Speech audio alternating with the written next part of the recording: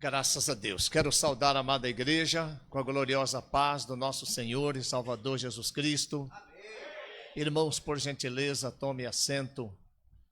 Eu sou grato a Deus pela oportunidade que Deus nos dá para estar com os irmãos aqui na noite de hoje, nesta congregação tão maravilhosa. Eu dizia para o pastor César, fico maravilhado de ver a igreja cheia. Acredito que muitos irmãos novos convertidos, que é o dom que Deus deu para o nosso pastor César, né? E para os irmãos que trabalham com ele. Estou satisfeito de rever o irmão Vanderlei, né? Conheço ele há muitos anos. E de rever todos os irmãos que já nos viram uma vez, que é a segunda vez que eu estou aqui com vocês. E eu louvo a Deus por mais esta oportunidade. Caros irmãos, eu quero ler com vocês no capítulo 12 de Romanos, um versículo que está em Romanos capítulo 12, e eu vou ler o versículo 12, Romanos capítulo 12, e o versículo 12, é um versículo bem conhecido, Romanos 12, versículo 12, que diz assim: alegrai-vos na esperança, sede pacientes na tribulação, perseverai na oração. Amém. Eu louvo a Deus, como disse aos irmãos, pela oportunidade, pelo tempo que o pastor César nos concedeu para poder ministrar a palavra de Deus para os irmãos. E eu quero trazer aqui um assunto ou alguns assuntos de uma maneira bem clara, bem lenta, né? Porque o objetivo nosso nos dias que nós estamos vivendo é que a igreja, todos os irmãos que estão presentes, ouçam e entendam a palavra de Deus. A palavra de Deus, ela não pode passar despercebida, passar pelos nossos ouvidos e não entrar nos nossos corações. O mais importante é que a palavra entre nos nossos corações.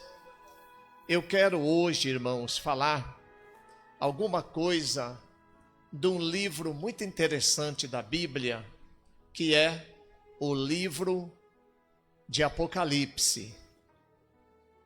Eu não sei quantos dos irmãos aqui já leram o livro de Apocalipse. Quantos já leram? Levante as mãos. Bastante irmãos já leram o livro de Apocalipse, né? Quantos encontraram dificuldade no livro do Apocalipse? Levante as mãos. Isso, irmãos, a maior parte das pessoas encontra uma grande dificuldade neste livro, porque ele foi escrito de uma forma simbólica. Muitas coisas são símbolos, ele se utiliza de símbolos e também de imagens, que nós chamamos de imagens pictóricas, que são pinturas, né? Como se fosse Deus, ele quer mostrar para nós uma realidade, mas nós não entendemos aquela realidade. Então ele mostra em figuras humanas, figuras de animais, que se define na teologia como antropomorfismo. Deus toma as formas de homem para falar no linguajar dos homens, para que os homens conheçam. Eu, desde os meus 17 anos de idade, hoje eu vou completar 64, desde os meus 17 anos de idade, que eu leio Apocalipse com muita curiosidade, desde os 17 anos. Então eu li aqueles livros da editora Joerp, dos Batistas, eu lia livros da Casa Publicadora da Assembleia de Deus, e me chamava muita atenção, mas eu entendi uma coisa. Eu li o versículo do capítulo 12, versículo 12 de Romanos: alegrai-vos na esperança, sede pacientes na tribulação e perseverai na oração. A esperança do cristão, a coroa da esperança do cristão é a volta de Jesus. E essa esperança, ela só se concretiza, ela só é coroada quando nós temos um conhecimento de tudo aquilo que vai acontecer. Quando nós não temos esse conhecimento, nós sofremos mais. Mas como será que vai ser? Será que é verdade? Eu estive no Mato Grosso o mês passado, a convite de um pastor, para ministrar um seminário de escatologia. Escatologia, irmãos, quer dizer o estudo do fim das coisas. Usa esse termo escatologia, porque escatos quer dizer último, e logia quer dizer ajuntar. Então, quando você fala escatologia, você fala ajuntar ou juntar todos os trechos da Bíblia, todas as passagens do Antigo Testamento e do Novo Testamento, que se referem aos últimos dias, a volta de Jesus, o fim do mundo, o novo céus e a nova terra. Então essa palavra escatos, ela vai aparecer lá em Apocalipse capítulo 1, versículo 17, quando Jesus fala, eu sou o primeiro e o último. É como se ele falasse, eu sou o primeiro e o escatos, eu sou o último. Então nós estamos usando a palavra escatologia, é uma palavra grega, escatos, último. Logia está lá em 1 Coríntios capítulo 16, versículo 1. O apóstolo Paulo ordenou aos irmãos que quando eles se reunissem, eles fizessem uma coleta, uma ajuda, né? Cada um trouxesse aquilo que poderia trazer para ajudar os necessitados. Essa coleta é a palavra logia. Então, quando nós falamos escatologia, nós falamos coletar tudo na Bíblia que fala dos últimos dias. E nós já estamos vivendo nos últimos dias. Quando nós falamos alegrai-vos na esperança, sede pacientes na tribulação e perseverai na oração, nós temos um incentivo para nos alegrar com respeito a coisas futuras. Mas melhor é que nós conheçamos, saibamos o que vai acontecer lá na frente, para que nós tenhamos um motivo maior para nós nos alegrarmos. Eu escrevi um livro, irmãos, e esse livro já está em muitos lugares, em muitos estados do Brasil, já está na capital também, já está no Belém, já está no Mato Grosso, no Paraná e Santa Catarina. Já foi levado para muitos lugares. Este livro eu resolvi fazer um comentário do livro do Apocalipse, escrito em poesias. Quantos dos irmãos já leram poesias e gostam de poesia? Levanta as mãos. São poucos, né? A poesia, ela não é muito apreciada, porque via de regra, os poetas, eles escreveram algumas poesias. Por exemplo, são frases curtas e uma coleção de frases, cada uma se referindo a um assunto. Por exemplo, a minha terra tem palmeira, onde canta o sabiá. As aves que aqui gorjeiam, não gorjeiam como lá, né? É uma poesia. E assim, os jovens, os adolescentes, na época do namoro, sempre gostam de recitar poesias. A poesia, ela traz no linguajar singelo, um linguajar simples, algumas verdades, ou as verdades daquilo que ocorre no cotidiano, as observações do poeta. Agora nós pegamos o livro do Apocalipse e traduzimos todo ele em poesia, fazendo um comentário do livro. Um pastor que gosta muito de leitura, ele disse, pastor Marcos, o último livro de poesia que um escritor escreveu da CPAD, da Casa Publicadora da Assembleia de Deus, foi no ano de 1970. Já vai fazer 55 anos, mas não era do Apocalipse, eram algumas coisas que ele comentou da Bíblia. Agora, comentar o Apocalipse em poesia, ele disse, já é bem complicado. Então eu fiz isso, irmãos, para que o Apocalipse se tornasse um livro simples, para entendimento de todas as pessoas. E a minha satisfação é que muitos irmãos me encontraram, pastores, inclusive essa igreja do Mato Grosso, onde eu estive, a 1.260 quilômetros daqui, ministrando o seminário de escatologia. O pastor disse assim: olha, para ele escrever esse livro, ele pode explicar o Apocalipse. Então nós estivemos lá. E hoje eu quero, assim, em algumas palavras, trazer para os irmãos alguma luz sobre este livro tão importante que trata da esperança da igreja. Quando nós observamos a Bíblia, você pode dividir toda a Bíblia em 5 partes. A primeira parte é o Antigo Testamento. O Antigo Testamento nós podemos chamá-lo de preparação. Tudo que você vê no Antigo Testamento era uma preparação que somente no Novo Testamento que você vai entender. Quem vivia naquela época não sabia que Deus já tinha na sua mente o projeto de criar uma igreja e de unir todos os povos em Cristo Jesus. Judeus, gregos, eles não tinham essa visão. Então o Antigo Testamento se trata de uma preparação. Os evangelhos, ele já se trata de uma manifestação. Mateus, Marcos, Lucas, João começou a manifestar as verdades que estavam escondidas no Antigo Testamento. O livro de Atos dos Apóstolos, ele vai tratar da proclamação. Agora os apóstolos vão proclamar aquela revelação ou aquela manifestação que está nos evangelhos. Depois vem as epístolas que Paulo escreveu, Pedro escreveu, Tiago escreveu, Judas escreveu. Essas epístolas se trata de explicação. Elas vão explicar a Bíblia, explicar os evangelhos, explicar a igreja, como que funciona. E por fim, nós temos o último livro, que é o livro de Apocalipse, que se trata da consumação. Consumação, irmãos, é o que vai ser no fim de tudo. Qual será o fim de tudo isso? Quantas perguntas serão respondidas por ocasião da volta de Jesus? Quantas pessoas perguntam, será que Deus existe? Outros dizem, se Deus é bom, por que Ele permite isso? Outros falam, Deus não está vendo isso? Outros dizem, qual será o nosso fim? Para onde nós estamos indo? Aonde vai terminar tudo isso?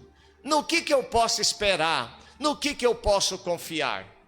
E eu quero dizer para os irmãos que a Bíblia tem resposta para todas essas coisas.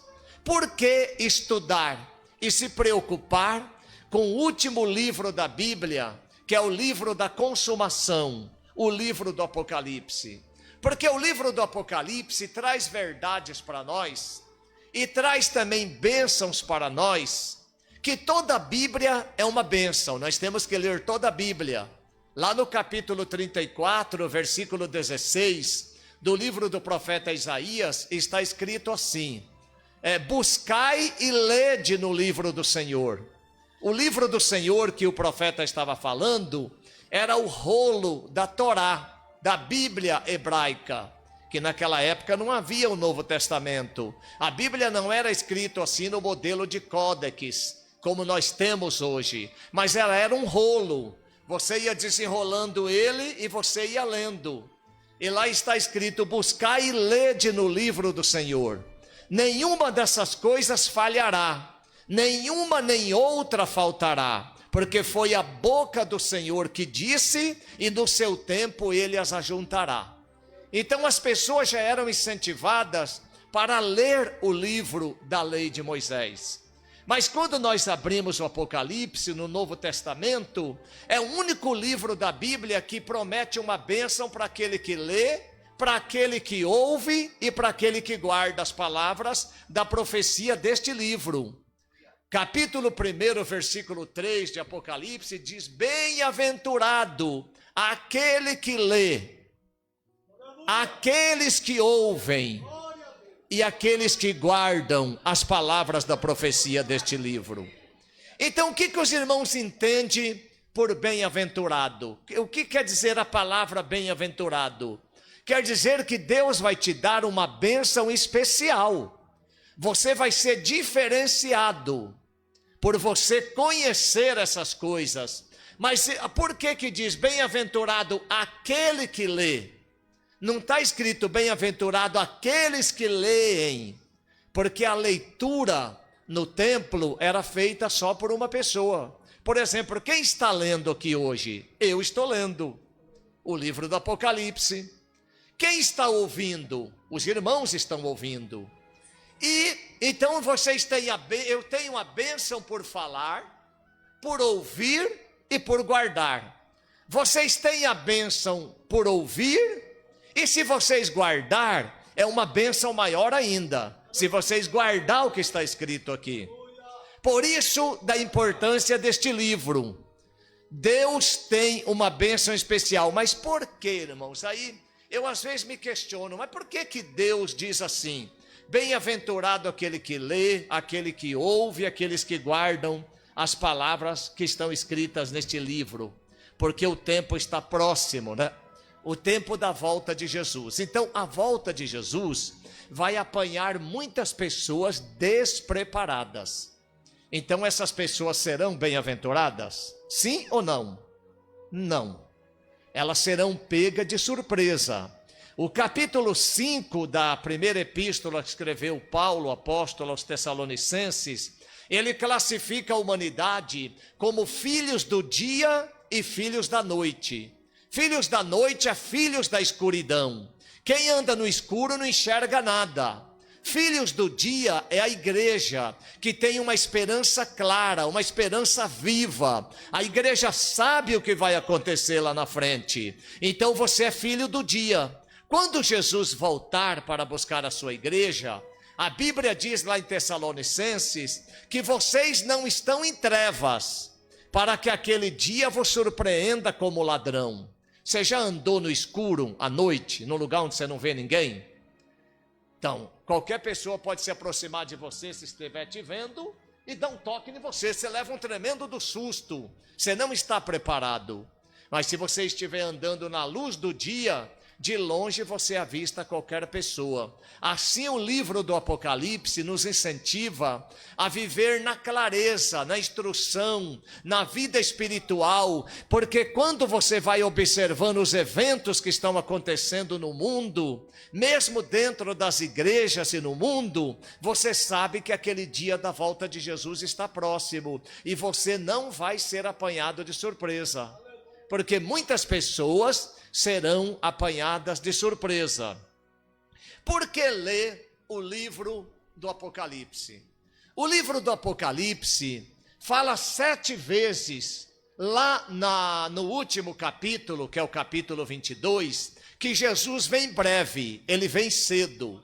Ele usa a palavra breve no sentido de cedo. Então, no capítulo 22, versículo 7, ele vai falar: eis que cedo venho, eu venho cedo, bem-aventurado aqueles que guardam as palavras da profecia deste livro. Os irmãos entenderam agora?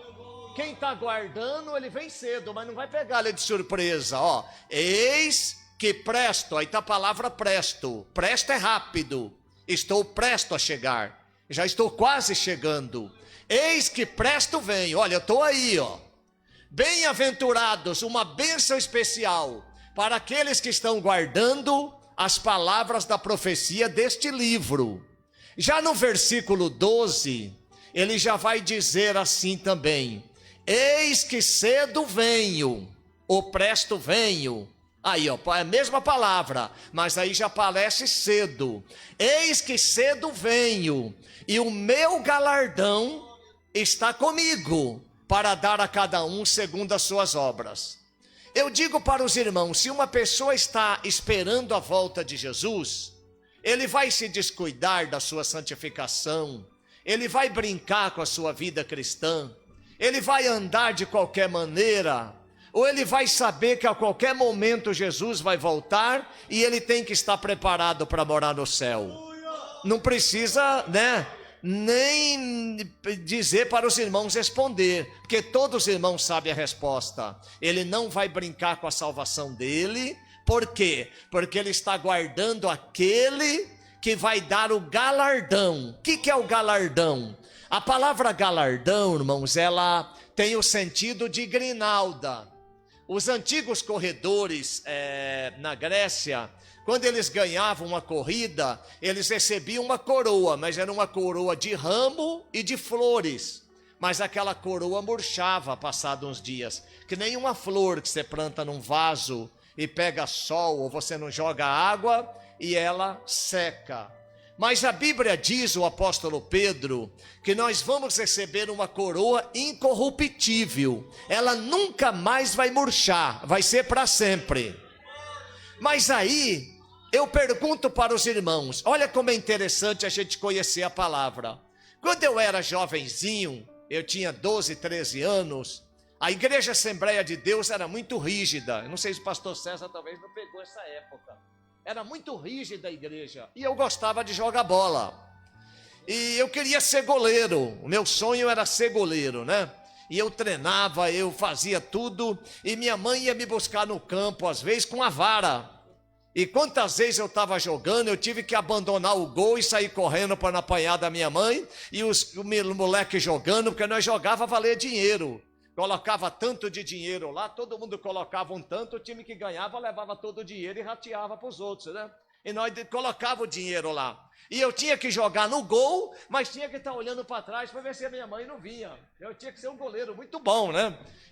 Mas isso aí eu pegava bem a bola, né? Eu treinava tudo. Aí daqui a pouco a minha mãe apareceu, e a molecada todo gritando: ei, Marquinho, cadê você, rapaz? Olha o gol aberto aí, olha o gol aberto. E minha mãe ensinava que se eu ficasse daquele jeito, eu nunca ia receber uma coroa no céu. Mas como naquela época meu pai obrigava todos nós a usar chapéu, que São Paulo era muito frio, era um chapéu de couro assim, que tinha uma aba assim, ainda fechava aqui assim, e tinha um veludo por dentro, não sei quem conheceu aquele chapéu, né? E eu tinha que usar aquele chapéu. Aí eu pensava, meu Deus, eu já tenho raiva desse chapéu. Imagina eu no céu, com a coroa de ferro na cabeça assim, andando com aquele negócio assim. Oh, tudo bem com você? Oh, vai cair minha coroa. Eu falei, eu não quero essa coroa não, mãe. Eu pensava assim, eu não quero essa coroa. Eu não, já chega a usar tanto chapéu, agora o negócio de ferro me prendendo na minha cabeça assim. Mas quando eu era menino eu pensava, mas depois eu entendi o que é essa coroa, irmãos. Essa coroa não é nada disso. Essa coroa vai ser o próprio estado que você vai ter no céu.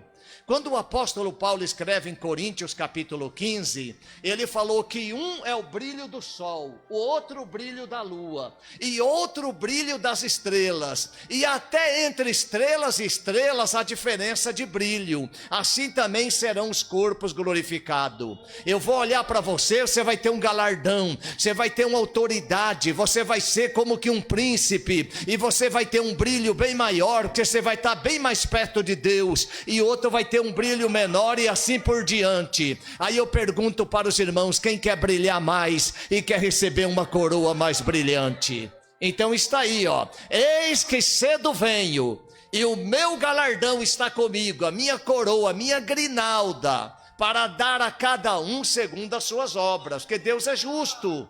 Não tem como ele pegar vive uma vida desconcertada, uma vida de qualquer maneira, e ele vai pegar, dar uma coroa para mim assim. Não pode, Deus é justo. Ele vai fazer as coisas dentro da justiça. A Bíblia diz que naquele dia, até o desígnio dos corações dos seres humanos vão ser manifesto. 1 Coríntios capítulo 4, versículo 13.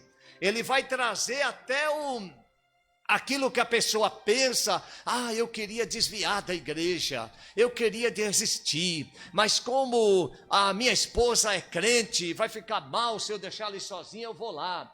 Eu vou por causa do meu filho, eu vou por causa da namorada, eu vou por causa do namorado. Então você não tem aquele propósito real. Então a igreja hoje, nós estamos sendo ensinados a termos um propósito firme, um propósito real, um propósito pessoal. Cada cristão falando: eu quero minha coroa, eu quero servir a Deus, porque já chega esse mundo de sofrimento, e por aqui você só passa uma vez.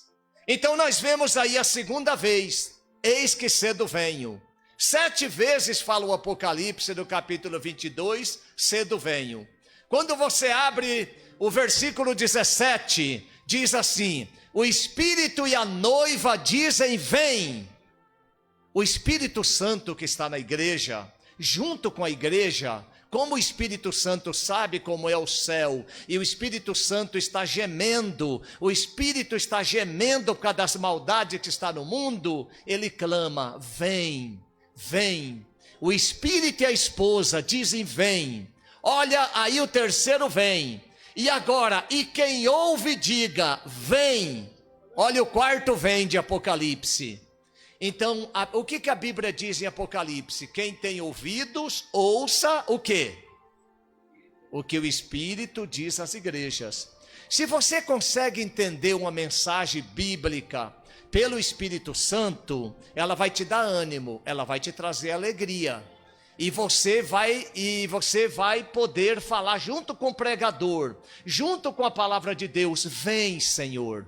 Vem, é exatamente desse jeito, é isso que eu quero esse gozo celeste, eu quero essa coroa, chega desse mundo de aflição, quem ouve diga vem, aí está o quarto vem, e quem tem sede venha, o quinto vem, venha, novamente a palavra vem, e o sexto, no versículo 20, de Apocalipse 22, aquele que testifica estas coisas diz, certamente cedo venho. Olha, os irmãos viram como que ele foi apertando o discurso? Começou, vem, eis que cedo venho. Ele está querendo dar um despertamento para a igreja. E agora no final ele fala, aquele que testifica estas coisas. Quem está falando isso? Jesus. Ele está falando isso, a revelação dele. Ele diz, certamente, você não pode ter dúvida. Cedo venho. Aí vem, amém. Ora vem, Senhor Jesus. Aí vem o ora vem, 7 vezes se completa só no capítulo 22, a palavra vem. Então a igreja deve ter uma certeza. Jesus vai voltar para buscar o seu povo escolhido. Mas é isso somente? Não. O Apocalipse também, ele tem 7 bem-aventuranças. Ele tem 7 promessas no sentido de que ele vem. 7 afirmações da sua volta. E ele tem também 7 promessas. Primeiro está no capítulo 1, versículo 3, que nós já lemos. Aonde ele fala assim, bem-aventurado que lê, os que ouvem e guardam as palavras desta profecia, porque o tempo está próximo.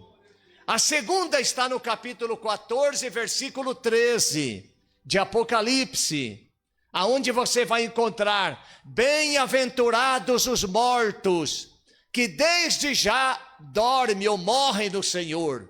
Sim, diz o Espírito, para que descanse dos seus trabalhos e as suas obras o sigam.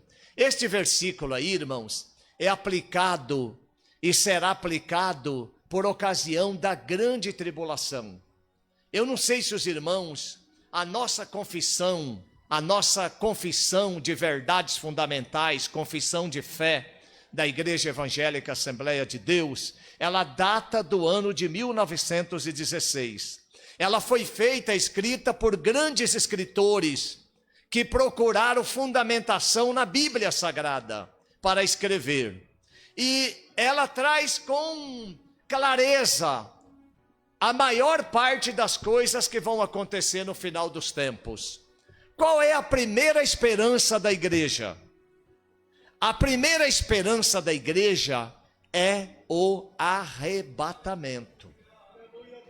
O arrebatamento ele vai se dar a qualquer momento. Eu posso estar pregando aqui agora, e aquele evento do capítulo 4, versículo 16, 17, de 1 Tessalonicenses, poderá acontecer agora. O arcanjo Miguel dá um grito, a trombeta de Deus soa, e Jesus vem nas nuvens, ninguém o verá. E a igreja será arrebatada ao seu encontro. Eu estou pregando aqui, de repente eu olho assim, em vez de eu ver os irmãos, eu vejo aquelas estradas bonitas, aquela multidão tudo vestida de branco, aqueles louvores. Eu falo, o que está acontecendo? Ué, mas o que está acontecendo? Eu nem lembro mais que eu estava pregando aqui. Vocês estavam me ouvindo pregando? Ué, mas peraí, que está pregando? Ah, não, você não lembra mais de pastor Marcos e pastor César? Você não lembra mais de Santo Anastácio? Você está no lugar que as ruas são de ouro, os muros são de cristal, os rios de cristal, ali a cidade encantada, e você olha, você vê o trono do Cordeiro, e você vai participar agora do tribunal de Cristo, de 2 aos Coríntios capítulo 5, versículo 10.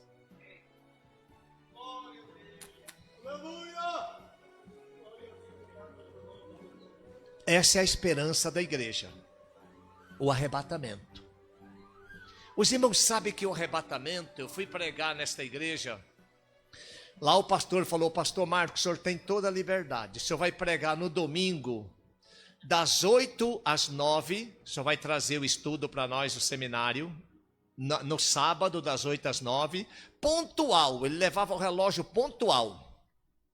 No domingo, o senhor vai pregar das 9 às 10. Das 10 às 10h15 vai ser um intervalo para os irmãos tomar um café. E 10h15 em ponto, o senhor pega até às 11h15. E depois ele escolheu uma comissão para selecionar todas as perguntas do povo que tinha dúvida sobre o milênio, a volta de Jesus. E à noite, domingo, o senhor vai pregar das 9 às 10 e responder todas as perguntas que os irmãos fizeram durante o estudo. E assim Deus nos ajudou, e eu fiquei feliz, porque no final, alguns dos irmãos me procuraram, falaram, pastor, eu achava que a igreja ia passar pela grande tribulação. Outro falava, pastor, eu não entendia o milênio. Pastor, eu não entendia o arrebatamento da igreja. Como será? Onde que estão os mortos? Como que eles ressuscitarão? Como que será o corpo? Como que nós vamos encontrar com esses mortos? E ali nós fomos pregando e respondendo essas perguntas. O versículo inicial que eu li é o versículo que diz, alegrai-vos na esperança, sede pacientes na tribulação e perseverai na oração. E depois agora eu falei das 7 vezes que aparece no último capítulo de Apocalipse, a palavra, cedo venho, vem Senhor Jesus.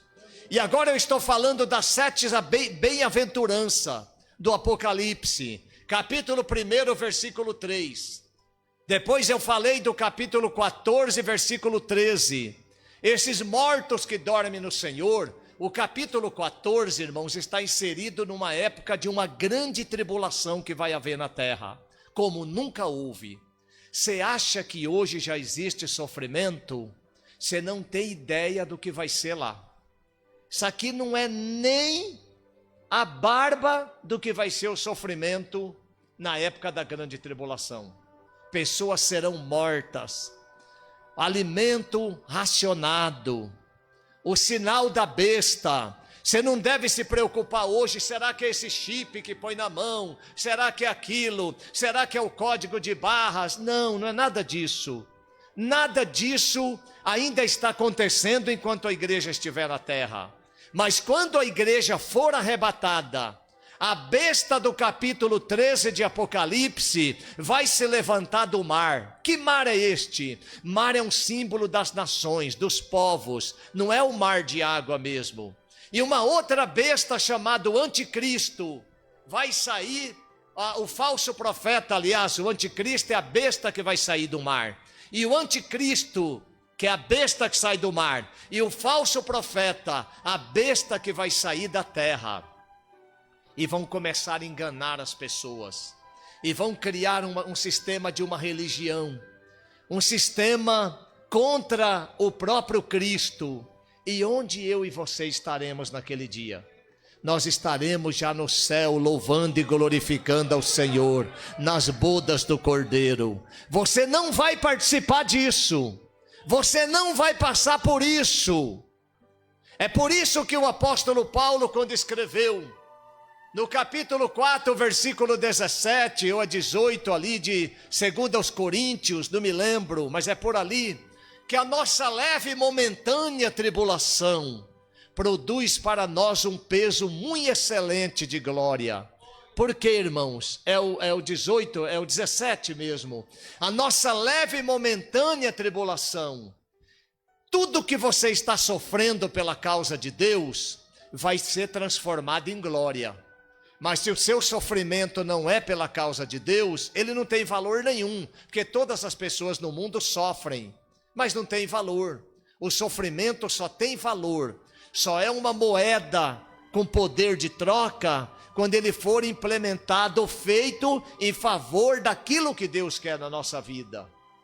Quando nós estamos cumprindo o que Deus quer na nossa vida, e nós estamos sofrendo, nós vamos ter um peso de glória. Mas por que o apóstolo disse, a nossa leve e momentânea? Porque ele comparou a existência do ser humano como uma coisa tão rápida na terra, em vista da eternidade. Lá será para sempre, lá não terá fim, lá você nunca vai envelhecer. Você já viu o hino 422?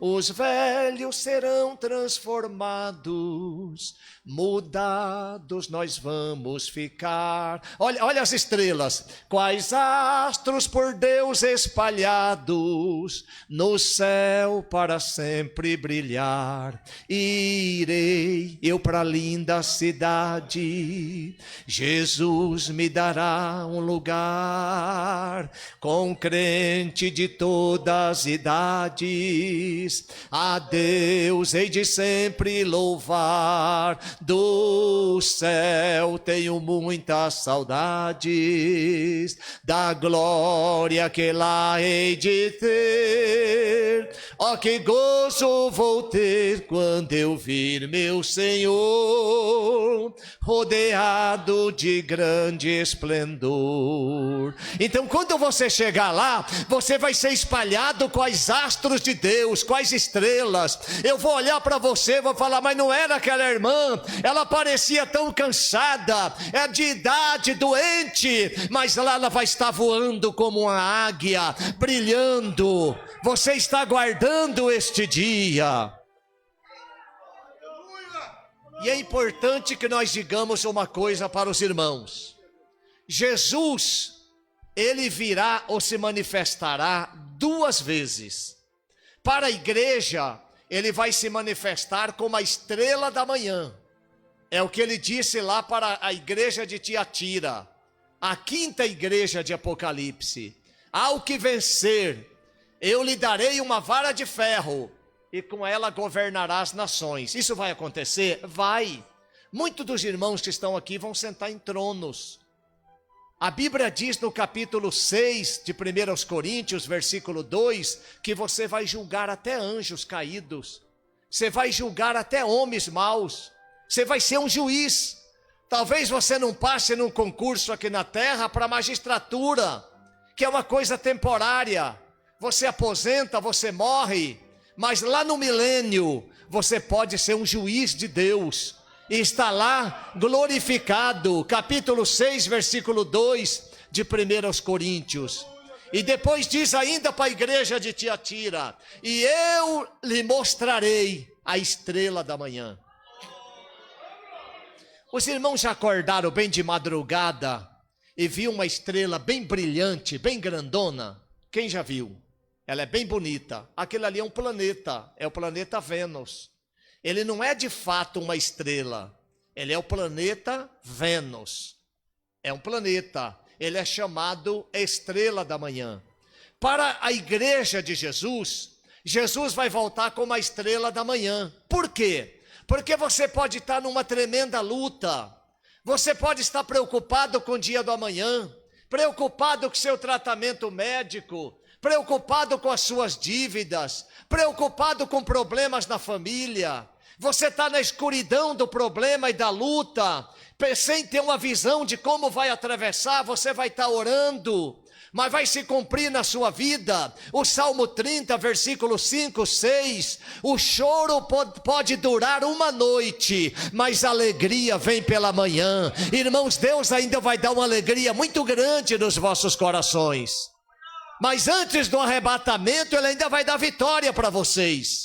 Mas o arrebatamento da igreja será a manifestação de Jesus como a estrela da manhã. No meio da escuridão, das trevas deste mundo, Ele vai se manifestar como a estrela da manhã para levar o seu povo para o céu. E depois da sua segunda vinda, como que Ele vem? Ele vem como estrela da manhã? Não, Ele vem como o sol da justiça. Capítulo 4 de Malaquias: eis que aquele dia vem ardendo como forno. Todos os ímpios, os que cometem impiedade, serão como a palha, e o dia que está para vir os abrasará. Ele vai vir como o sol da justiça. Mas para vós que teme o nome do Senhor, nascerá o sol da justiça, e salvação trará debaixo das vossas asas, e vocês crescerão como bezerros da estrebaria, e vocês vão pisar os ímpios debaixo dos vossos pés. É aí que a igreja vai julgar os ímpios. Olha aí, ó. Aí é um símbolo da segunda volta dele, para fazer o juízo. Então nós já falamos 2 vezes. Esses crentes, muitas pessoas na época da tribulação, da grande tribulação, diante do terror que vai haver no mundo, eles vão se converter a Cristo e não vão aceitar o sinal da besta. E eles serão mortos. Eles serão mortos porque não aceitaram o sinal da besta. E o que vai acontecer?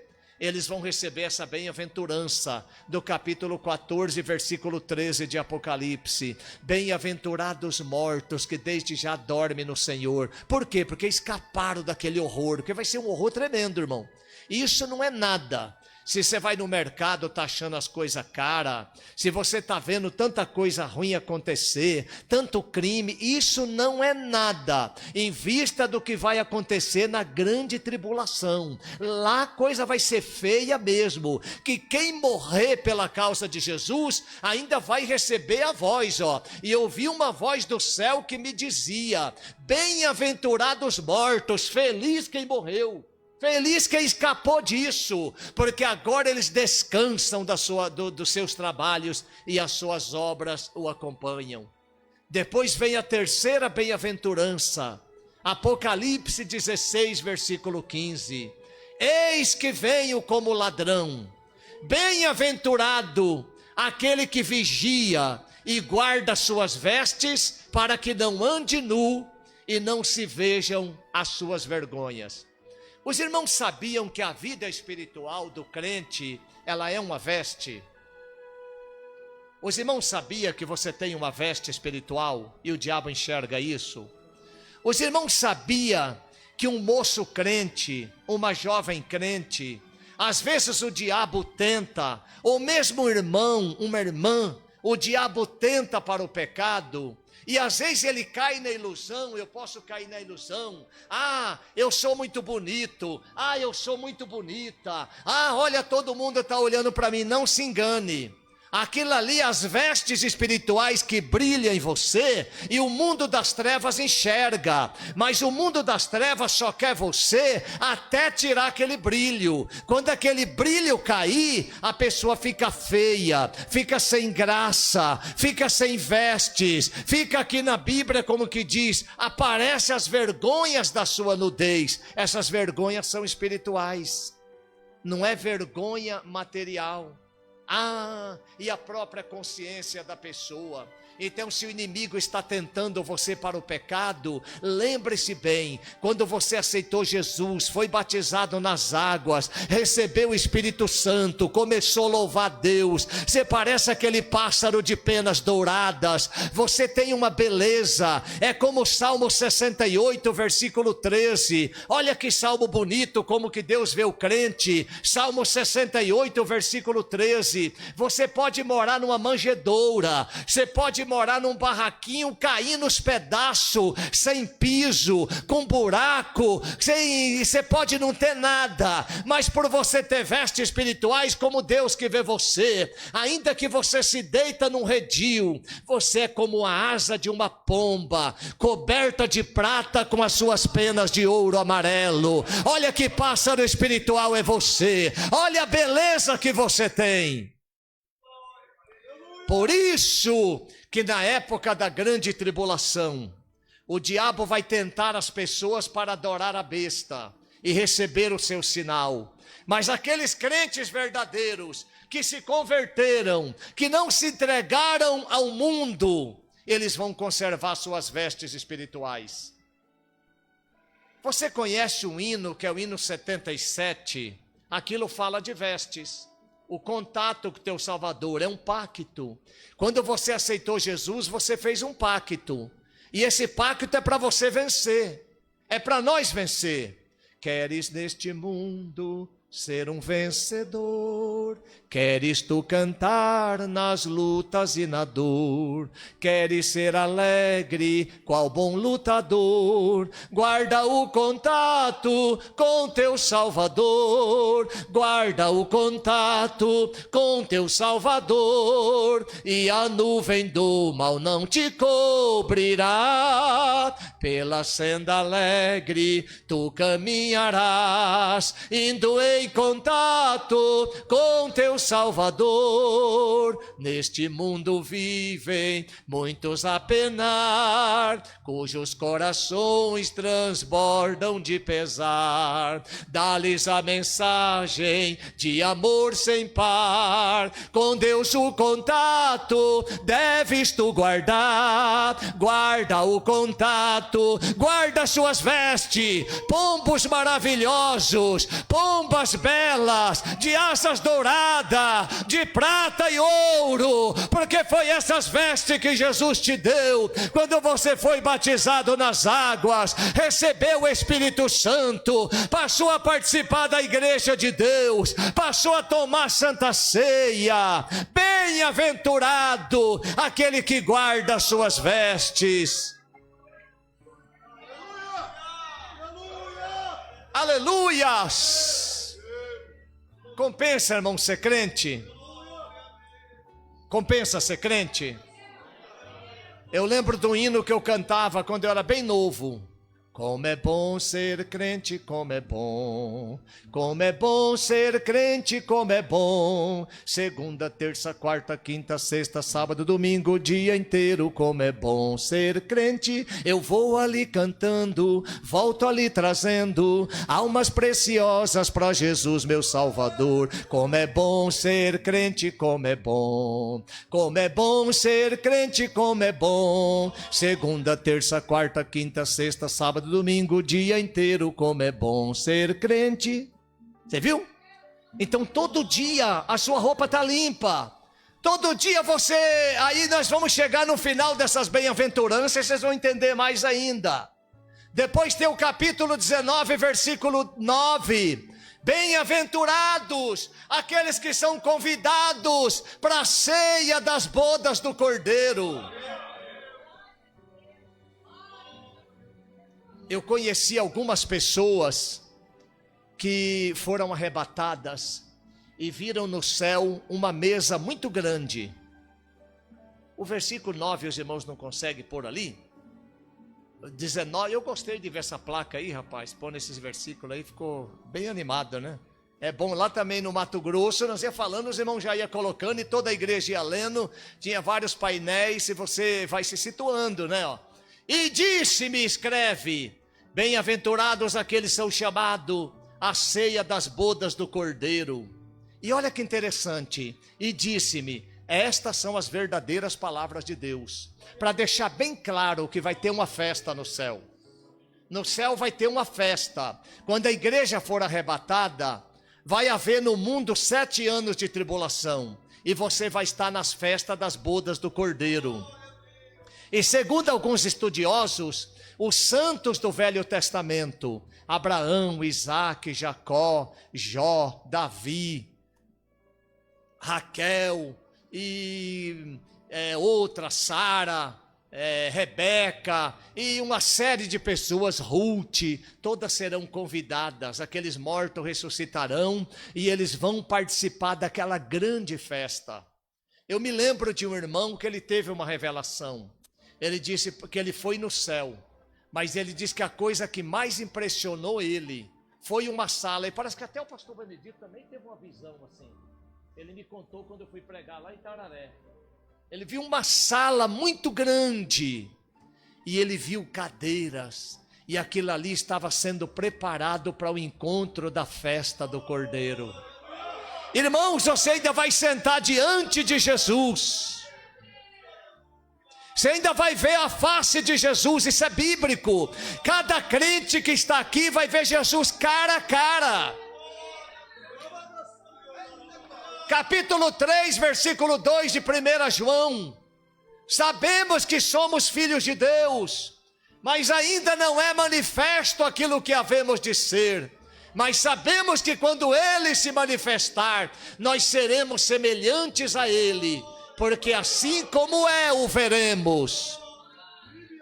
Você vai ver Jesus cara a cara assim, ó. Você conhece aquele hino? Sempre que eu leio a história de Cristo, eu fico a pensar com grande emoção no privilégio que muitos tiveram de ver o seu rosto, sentir sua mão. Eu também queria ter a alegria de vê-lo bem perto, bem juntinho a mim. Olhar em seu rosto sereno e meigo, e como eu seria tão feliz assim. Quisera eu ver como era seu rosto, embora eu sinta que era muito lindo, inspirava fé e também confiança, e dava a todos um gozo infindo. Ao ver as gravuras e os quadros pintados daquilo que dizem ser o meu Senhor, meu ser não aceita o que está na tela, é falsa a inspiração do pintor. Não creio num Cristo vencido, cheio de amargura, semblante de dor. Eu creio num Cristo de rosto alegre, eu creio num Cristo que é vencedor. Um dia também o verei face a face, pois assim eu creio pela minha fé. Oh, aleluia, verei o seu rosto, verei a Jesus como Ele é.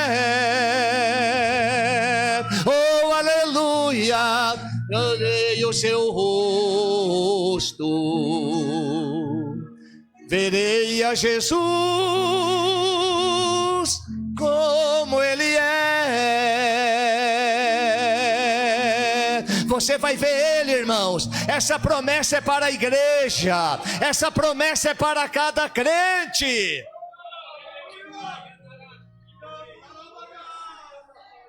Vamos na outra bem-aventurança, capítulo 20, versículos 5 e 6.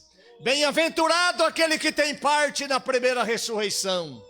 Sobre estes não tem poder a segunda morte, mas serão sacerdotes de Deus e de Cristo, e com Ele reinarão 1000 anos.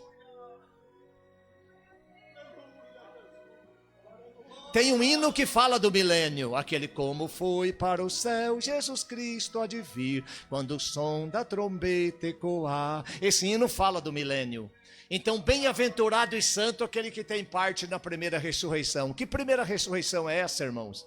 É uma modalidade de ressurreição.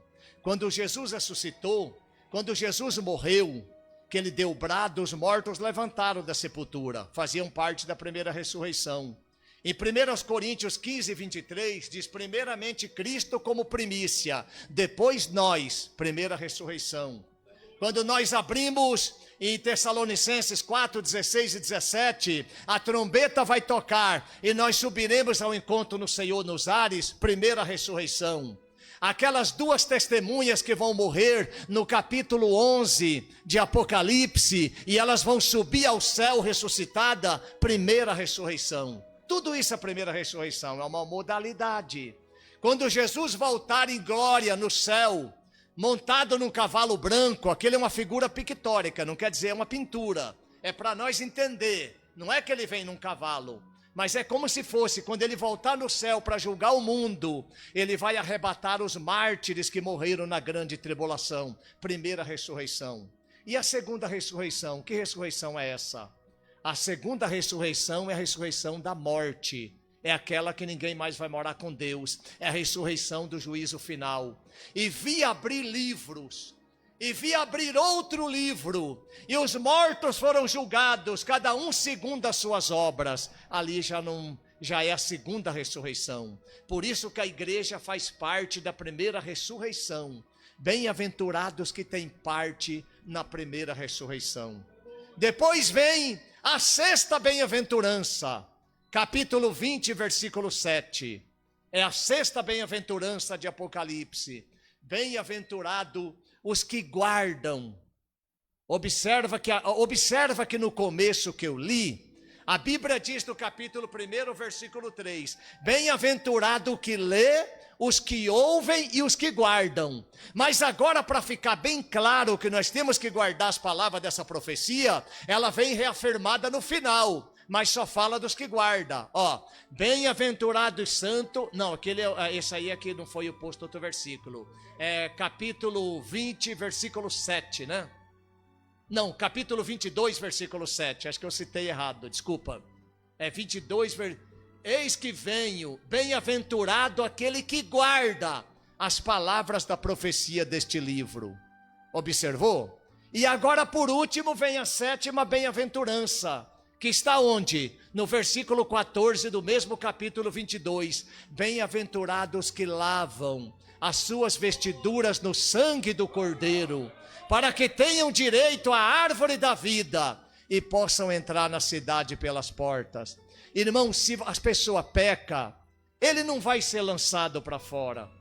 Ele não pode amar o pecado. Bem-aventurado aqueles que lavam. Lavar, todo dia nós não se lava roupa. As irmãs não lavam roupa todo dia, ou pelo menos uma vez, ou deixa juntar um número de roupa e lava. Não é assim? Então, tem que lavar direto a roupa. Na vida espiritual também. Jesus, quando se reuniu com os discípulos no capítulo 13 de João, ele começou a lavar os pés dos discípulos. E Pedro, quando viu, falou: Senhor, o Senhor nunca vai lavar meus pés. Jesus falou: se eu não lavar seu pé, você não tem parte comigo. Aí Pedro falou: Senhor, não somente o pé, lava meu corpo inteiro. Jesus falou: não, vocês já estão lavados pela palavra que eu tenho falado para vocês. E quem está lavado pela palavra, não precisa lavar a não ser somente os pés. Por que os pés?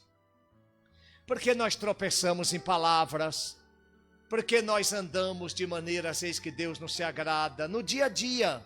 E quando você vem na igreja, a palavra lava seu pé. Ai, graças a Deus, eu estava com o pé pesado, lavado, mas Jesus me perdoou. Ai, eu estava com mágoa daquele irmão, daquela irmã, já abracei ele e pedi perdão. Você sai com o pé limpinho. Porque os judeus, quando chegavam cansados da jornada com as suas sandálias, o que o anfitrião, a pessoa que o recebia, fazia? Primeira coisa, ponhava o pé dele numa bacia e lavava. Você já fez isso, lavar o pé numa bacia depois que você chega numa viagem? Dá um alívio tão tremendo. Então que esta palavra de Deus traga alívio para esta igreja, traga esperança, traga alegria, traga amor, e que nós possamos amar a vinda de Jesus. E eu quero concluir com a palavra que disse o apóstolo Paulo em 2 Timóteo capítulo 4, onde ele fala que combati o bom combate, acabei a carreira e guardei a fé. Desde agora me está preparada a coroa da justiça, a qual o justo juiz me dará naquele dia.